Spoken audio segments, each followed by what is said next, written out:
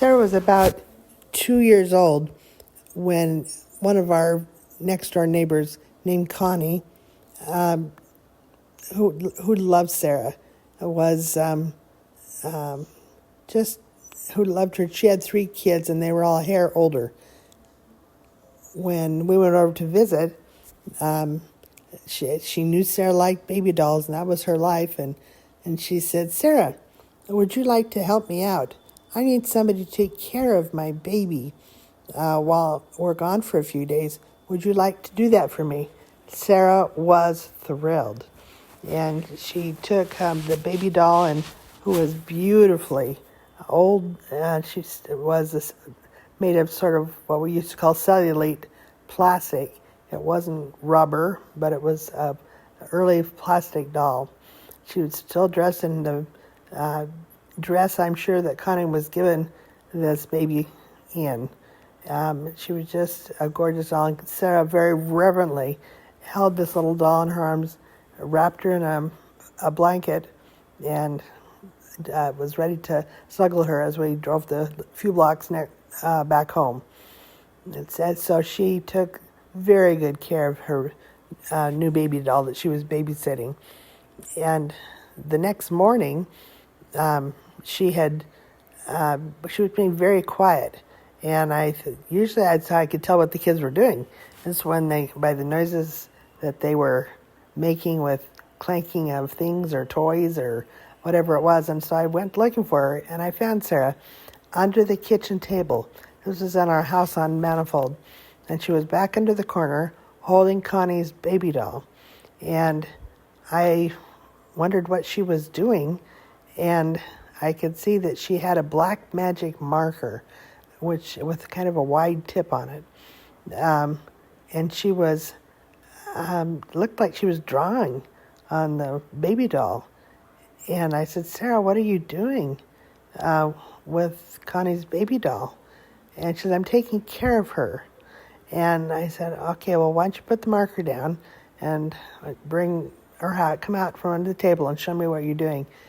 And I was heartsick when she came out, and here was this so well cared for doll with black magic marker all over her face, around her lips, in circles on her cheeks, drawn in circles of the steadiness of a 2-year-old or 2.5-year-old. And there was one on her forehead by where her eyebrows would be.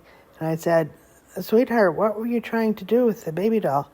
And she said, "I just wanted to make her have rosy cheeks, and I was going to give her some eyebrows and some things on her arms, so it would be rosy arms too."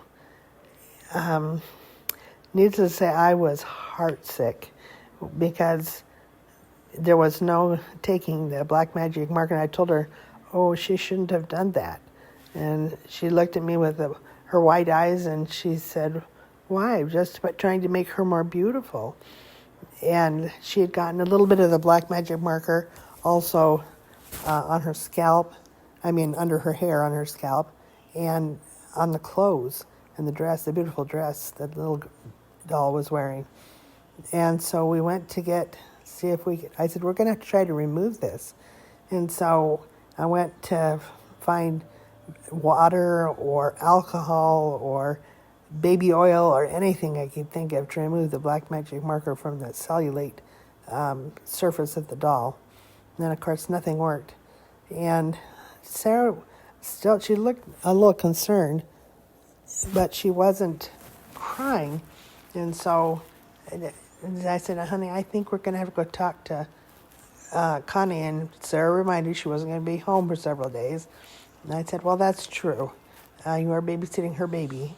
And I said, "You're going to have to really wrap her up careful. And we'll talk to her when she comes home." Well, when they got home, about 3 days later, Sarah and I went over to the Kimball's house. That was Connie Kimball. And said, I got out of the car, and Connie came out to greet us and with happiness. And I said, "Connie, I'm so sorry that Sarah had took good care of your baby. However, she was trying to give her some cheeks and cheek color and a bigger smile and eyebrows, and she drew on her with magic marker. And I'm so sorry. We've tried to clean it, and nothing would take it off. And Connie started to chuckle, and she said, "That's okay." And she says, "I knew that was possible. You told me that you were very worried about it." She said, "No, that just shows that Sarah was trying to take care of the doll." And when Sarah got out of the car, that's when I saw really the first tears. And she said, "I didn't mean to draw on your baby, Connie." And then she got just little girl tears that tore at my heart and tore at Connie's heart. And Connie scooped her up, and she said, "I am so glad you're trying to take care of the best you knew how to take care of my baby. Thank you so much for doing that." And then she said, "I will take her and put her in her crib when you are ready to be done with your visit today." And I said, "Well," we visited for a few more minutes, and it was time to go. And Connie very graciously took the baby doll, wrapped her in the blanket, and gave Sarah an extra hug for taking care of the baby, and said she looked better than she had ever looked. Thank you so much. And that is how Sarah, who always loved baby dolls, was sad at not having the baby doll be as beautiful as she hoped that it was going to be when she tried to draw on her with a black magic marker to increase her blush on her cheeks and give her a bigger smile and eyebrows. Tender, sweet sorrow story.